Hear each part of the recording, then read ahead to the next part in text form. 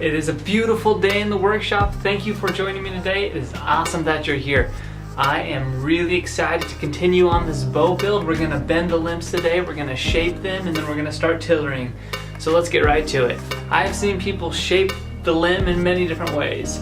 Since it's osage, it'll be fairly easy to shape, and I'm not gonna put a lot of reflex into it, but I do wanna put a little bit. What we're gonna do is we're gonna heat it up with a painter's gun, and I've got a little jig here that I'm gonna bend it, form it with. I see a lot of people using clamps, but I don't think there's a lot of control with clamps. It's easy to crank down the clamps too much before the wood's hot enough and crack the wood. I know that from experience. So I'm gonna show you this little jig I've got, and I'm gonna make a form for it. I have simply got a hole in the workbench, and how this works is I will put a piece of wood in the hole, and then I need to shape a 2x6 here to the form that I want the bow to go, and then we'll put a counterweight on this far side. So it's an easy way to not put too much pressure, because the counterweight up here along the top of the limb will just be pushing it down, and then it'll rest against the form, so there's no clamping pressure, so it only bends when it's hot enough. So let's shape this into the shape we want.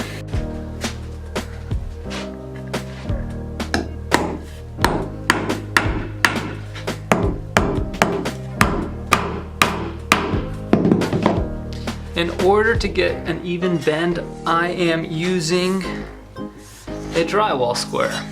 That is just about how I want it. Okay, so I just used that drywall square in between the two nails to make a perfectly curved line at the shape I want. So I just need to pull these nails out, and then we'll do that off camera. And then I will, with two hands, and then I'll put this thin end right along here, and then put the counterweight on the bow, and you'll see how it all comes together here in a second.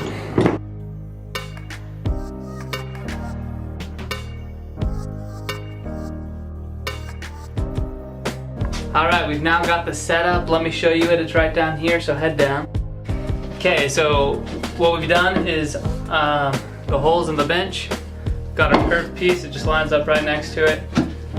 Stick it in, and then on this far end up here we'll put a counterweight, so as we heat up this section up the limb, it'll just slowly bend over our form.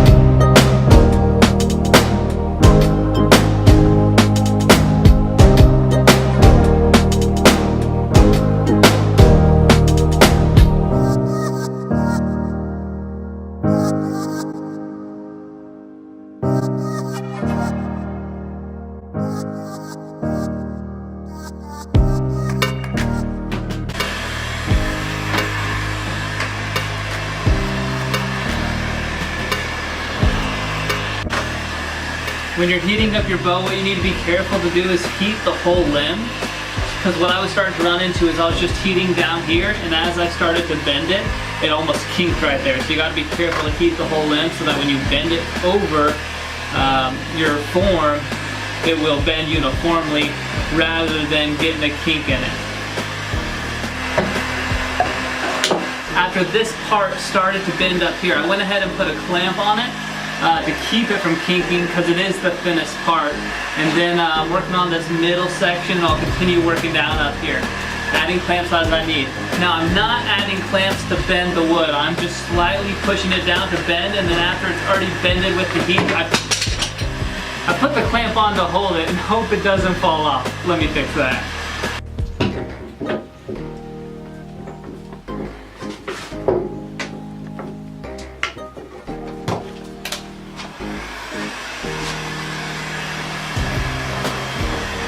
The wood is finished cooling off, and now it's time to take it off the form. After it all finished heating up, we've got the even bend here. Here's just my clamp here for the counterweight. We can go ahead and take this off Now, and you can expect this whenever you bend your bow. The bow is gonna bounce back up just a little bit, but let's check out the reflex that we do have. Look at that. Let's check out the other side. You know, it's crazy to me how easily the bow bends once it is up to temperature. It takes barely any pressure to bend the wood. So if you have to force the wood, you know it's probably not hot enough. So just keep heating it and it'll bend just so smoothly. I get some kind of joy out of bending wood and reshaping it and bringing this live piece of material into something functional. And it's more than like furniture making to me, because that just is stagnant, but these limbs have to work, they have to move, and that makes it a difficult challenge, but so much fun for me. And that's why I think I like it so much, because it's a challenge.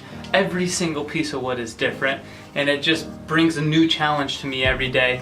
Plus, there's thousands of different ways that you can turn a piece of wood into a bow. There's thousands of options to make it function better, to shoot faster, to shoot smoother, more accurate. You can make them for adults, for children, and then you can also make them according to historical bows and see how people used to do them and learn from the past. So we will get into some of that in the future. But for today, that is it. Thank you so much for joining me. It really has been a blast sharing my adventure in the workshop and my journey. Also, on the next video, we are going to tiller the bow. We're gonna make it shootable. We will shoot this in the next video. So it is absolutely awesome to be at this point in the process of making a bow. And remember, if you have a dream, you can accomplish it. Yeah!